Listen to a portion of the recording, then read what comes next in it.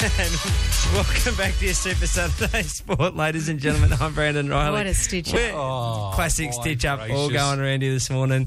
If we can just get it back on track. What a morning we've had in here. It's been a terrible morning. But anyway, let's get moving. Bianca Cucinotta, a very good morning to you. And howdy. Sleep-deprived looking. Yeah, are we getting closer guys. on this house? Oh, mate. We're in the dying weeks. I can see the finish line. I like it. Look out. You can see the finish line. That's always good news. I'm running through the stitches and the cramps in the legs, and I can see it. So what's Matt doing to help? No, do you know what? I'm sorry. I'm going to put it out there. He's like, you don't even care how much I'm putting into this. I'm like, mate, you got no idea how much I care. No, in a few weeks' time, it'll be all worth the wait.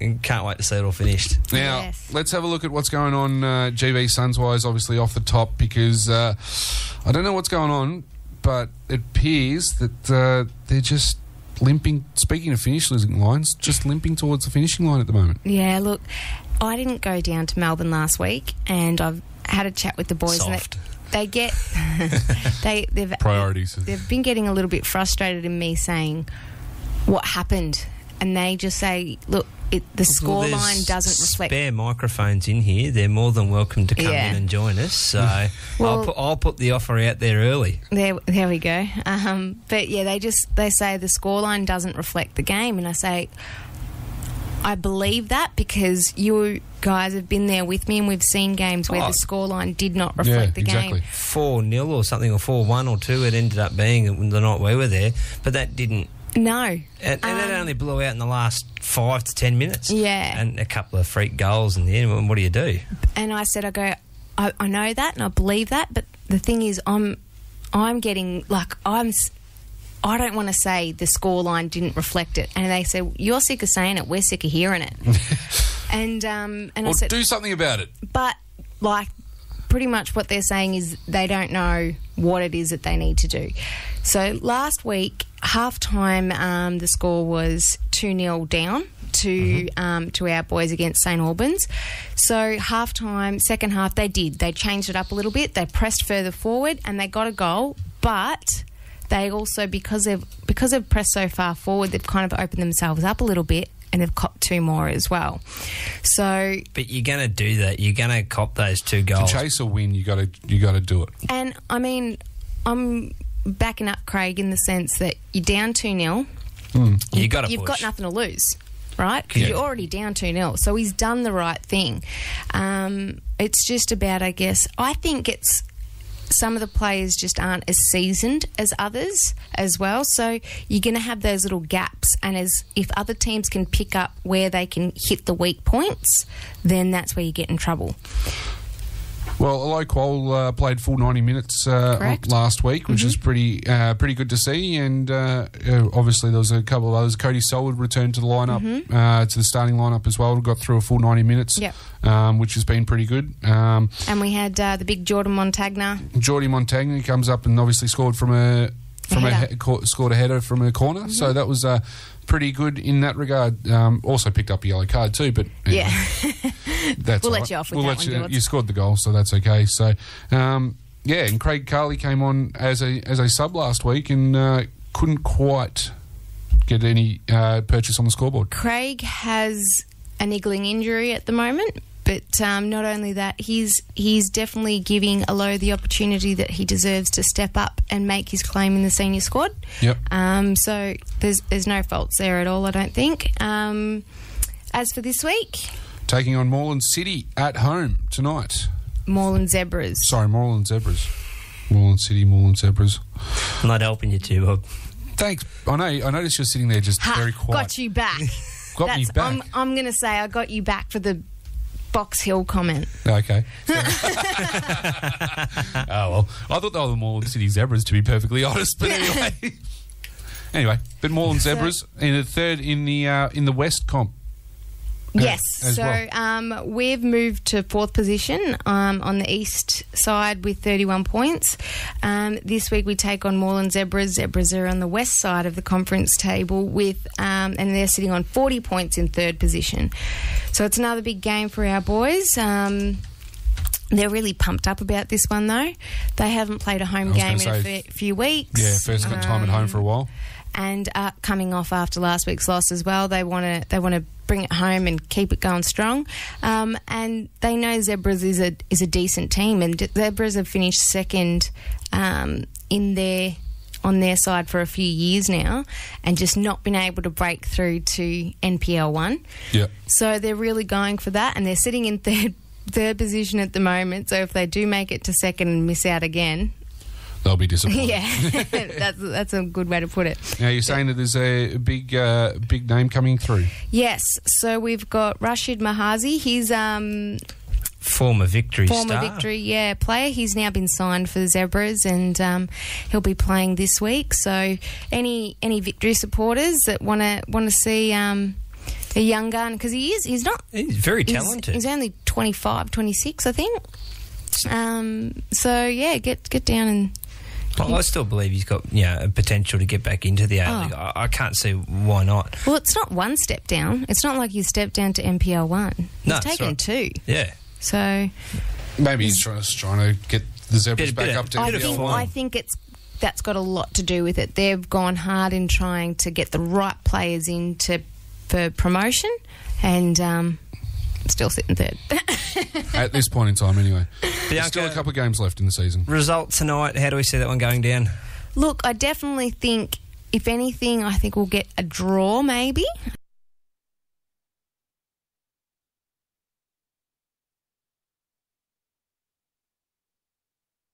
Last week's game against St Albans Saints was a bitter result to swallow. Disappointing to lose 4-1. Sort of a bit of an inability to finish our chances, I think, hurt us in the end.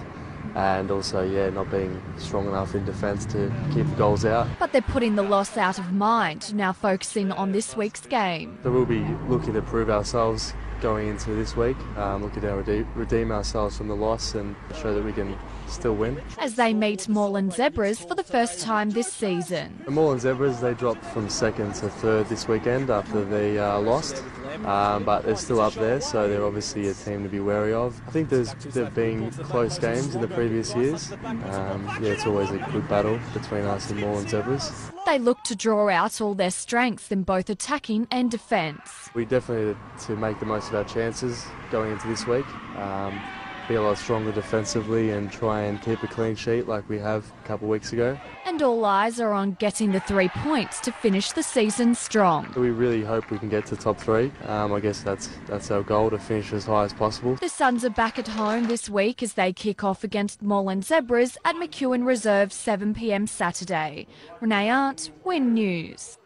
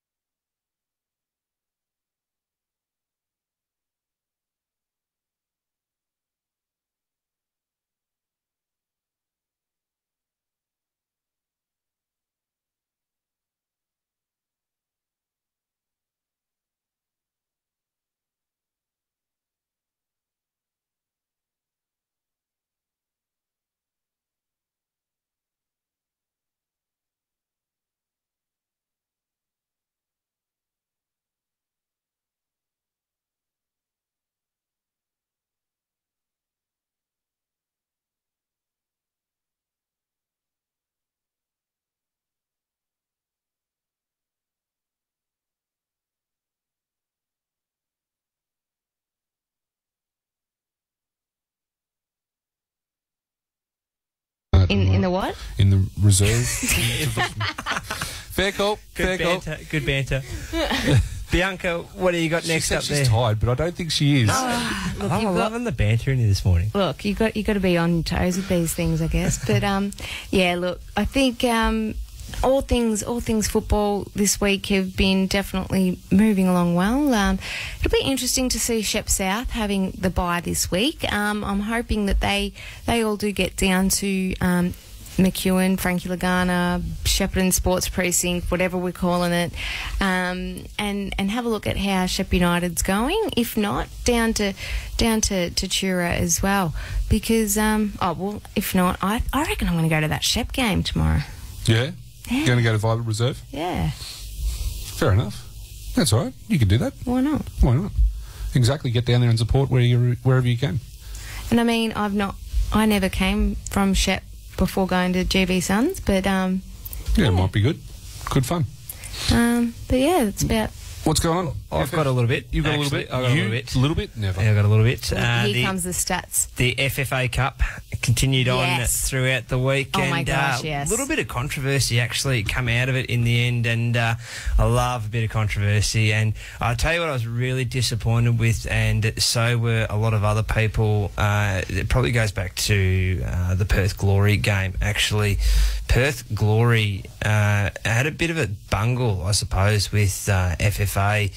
The FFA actually banned Perth Glory from posting anything on their social media throughout the game. So whilst a lot of the games on the eastern side of the country were well underway, the Perth Glory side started much later. So much to the disappointment of all their fans. They're 2 hours behind, Bob. Oh. So the FFA decided that... yeah, right. So you can't be posting that, and the staff and that over there at Perth Glory said, what the hell are you thinking? And you've left all their fans and staff in a bit of a lurch because no one knew what was going on. So, and the FFA have admitted that they bungled. So Perth were banned from tweeting about a game that they were playing in. Yep. In Perth. Yeah, in their pre-season friendly. In a pre-season friendly, because people on the eastern seaboard were also playing at the same time. Yep.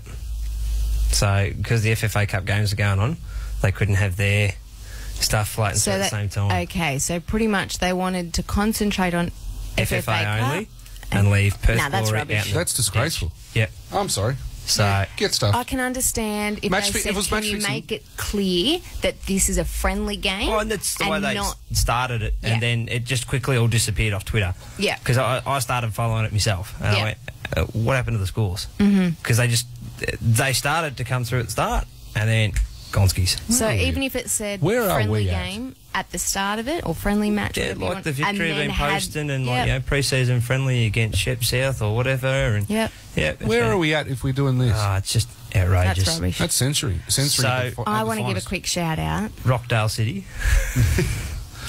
No, did we all? Come on, everyone. If you haven't seen it, get on, look at the Heidelberg game. How good are they flying along at the moment? Shawnee Ellis. Fantastic. Played for Cobram Victory. No, played for Cobram. Sorry, Cobram Roar. And played for GB Suns. Get around him. At Heidelberg now. Should be playing A-League. Unfortunately, he's too lazy to get his visa sorted. But so it took less than a minute, Bianca and MVD for the first own goal to go in the back of the net, followed by Sean Ellis in the 13th minute, and Charlestown City Blues couldn't do enough with Daniel Ott only scoring the 82nd minute. Come on, Shawnee. So how far have they got to go? So they're into the round of 16 now. Who have they got? Do we know? Next game is not on here for them yet.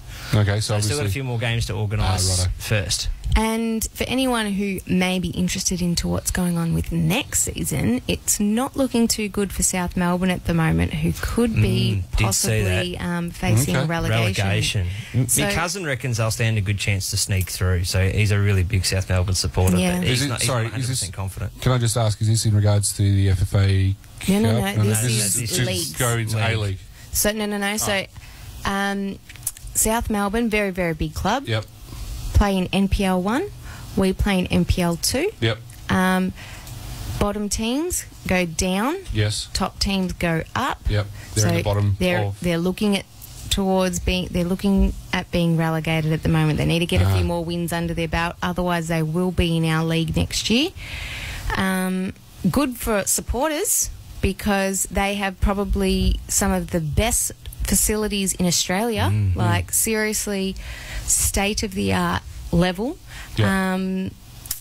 Whereas as for our team, they will be pushing very hard to get back into NPL 1, and it will not be an easy fight. Yeah, so looking at that NPL 1 ladder, South Melbourne is sitting in 9th, so they're only 2 points ahead of relegation, which is Hume City on 23. So looks like Bulleen, Lions, Northcote City have already been relegated. It's now a case for that third relegation spot, which will come down to Hume City, Kingston City, Green Gully and South Melbourne. And Bulleen Lions, they're a tough team.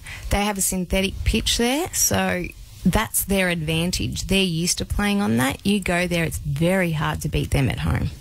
So, that could be a straight down, straight back up for them too. Heidelberg 2 games on top of that table over Bentley Greens, who are still in the FFA Cup too. They play Wellington Phoenix next week. So they're later this week, actually. Wednesday night, I think it is. Perfect. Cool. All right. Thanks very much, Bianca. No problem.